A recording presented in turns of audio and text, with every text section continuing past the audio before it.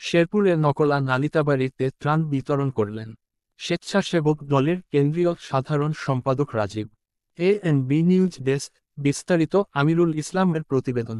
শেরপুরে নালিতাবাড়ি ও নকলাতে বানভাসী মানুষের পাশে এসে ত্রাণ বিতরণ করেন বাংলাদেশ জাতীয়তাবাদী স্বেচ্ছাসেবক দলের কেন্দ্রীয় কমিটির সাধারণ সম্পাদক রাজীব হাসান।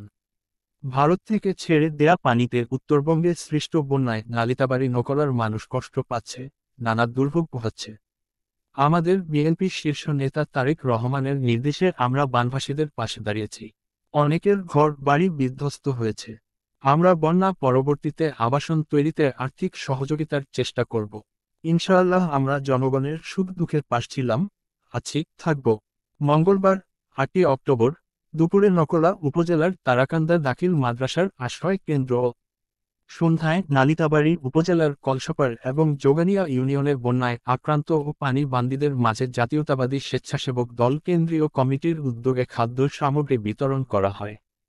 এ সময় জাতীয়তাবাদী স্বেচ্ছাসেবক দলের কেন্দ্রীয় কমিটির সিনিয়র সহসভাপতি ফখরুল ইসলাম রবিন, প্রচার সম্পাদক জাকির হোসেন সহ মহিলা বিষয়ক সম্পাদিকা নাহার নিপু ও কেন্দ্রীয় স্বেচ্ছাসেবক দলের অন্যান্য নেতৃবৃন্দ, শেরপুর জেলা স্বেচ্ছাসেবক দলের সভাপতি কামরুল ইসলাম, সাধারণ সম্পাদক মামুন অর রশিদ, নকলা উপজেলার ব্যবসায়ী নেতা ওমর ফারুক, নালিতাবাড়ি এবং নকলা উপজেলা স্বেচ্ছাসেবক দলের আহ্বায়ক, সদস্য সচিব সহ বিএনপি ও অঙ্গ সংগঠনের নেতৃবৃন্দরা উপস্থিত ছিলেন।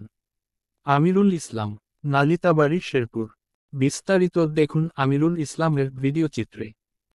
জানেন যে এর পূর্বে লক্ষ্মীপুর, ফেনী, নোয়াখালী ওই অঞ্চলে যখন বন্যা হয়েছিল, দেশটা তারেক রহমানের নির্দেশনা জাতীয়তাবাদী স্বেচ্ছাসেবক দল সহ সকল বিএনপি নেতৃবৃন্দ সর্বশক্তি দিয়ে কিন্তু সাধারণ মানুষের, বানবাসী মানুষের পাশে দাঁড়িয়েছে। কিছুদিন পরে এখন যখন এখানে বন্যা এসে আমরা ভাই হিসেবে মানুষের তারেক রহমানের পক্ষ থেকে কিছু উপহার সামগ্রী নিয়ে আজকে 2টি থানায় যাব এবং আমাদের এই কার্যক্রম অব্যাহত থাকবে। পানি নেমে যাওয়ার পরে এখানে যে রোগবালাই আসবে সেইখানে আমাদের মেডিকেল টিম কাজ করবে এবং পরবর্তীতে যদি প্রয়োজন হয় আমাদের রাজনৈতিক দলের পক্ষ থেকে যতটুকু সম্ভব আমরা সবটুকু সামর্থ্য নিয়ে আমরা পুনর্বাসন কার্যক্রমেও আমরা মানুষের পাশে থাকতে চাই। এবং ইতিমধ্যে আপনারা দেখেছেন ওই ফেনী, নোয়াখালী, লক্ষ্মীপুর অঞ্চলে আপনার মেডিকেল ক্যাম্প হয়েছে। এখন কিন্তু ওই এলাকায় পুনর্বাসন কার্যক্রম চলছে। জাতীয়তাবাদী স্বেচ্ছাসেবক দল সহ বিএনপি সকল নেতৃবৃন্দ সেই কার্যক্রমে অংশগ্রহণ করছে। এখানেও এই ধারা অব্যাহত থাকবে। আপনারা আমাদেরকে সহযোগিতা করবেন।